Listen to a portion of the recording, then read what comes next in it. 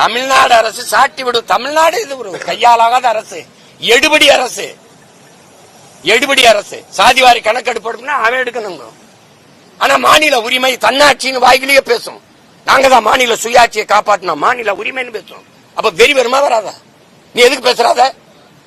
இவ்வளவு பெரிய வலிமையான காவல்துறை வச்சுக்கிட்டு சிபிஐ விசாரணை கேட்கிற? அப்படி தோத்து போயிட்டீங்களா? உன் காவல்துறை கையால் ஆகலையா? அதன் தலைவர் அப்ப பொறுப்பு, என் காவல்துறை சரியில்லை, எனக்கு கீழே இருக்க, எனக்கு தகுதி இல்லாம போச்சு, இதுக்கு தலைமையா இருக்குன்னு விலகுவீலா? பதவி விலகுவீலா? விலகுவீலா சொல்லுங்க. மாநில உரிமை நீங்க சாதிவாரி கணக்கெடுக்க அவன் எடுக்கணும்.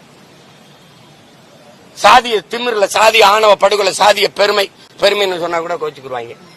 ஆணவம்னு சொல்லணும். சாதிய ஆணவ ஆணவத்துல திமிர்ல கொலை செய்யறவனுக்கு ஒரு கடும் சட்டம். இப்ப நான் சொல்றேன், இப்ப நான் வந்துட்டேன், நீ பண்ணிடு, இங்க வாப்பா. அவன் சான்றிதழ் செல்லாது, அவனுக்கு வாக்குரிமை கிடையாது, குடும்ப அட்டை கிடையாது. நீ என்ன படிச்சாலும் தகுதியில் வந்துடுவேன்.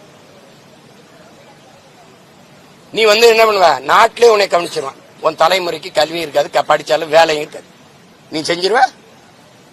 பெருமையான சாதி வச்சிருக்கப்ப அதை வச்சு வாழ்ந்துக்கிட்டு கும்பிட்டு போயிட்டே இருக்கும். நீ வாழ்ந்துக்கிட்ட வேண்டியதானே? எதை காப்பாத்த போறாரு? சாதியை காப்பாத்தி சாதிச்ச ஒண்ணு சொல்றான்.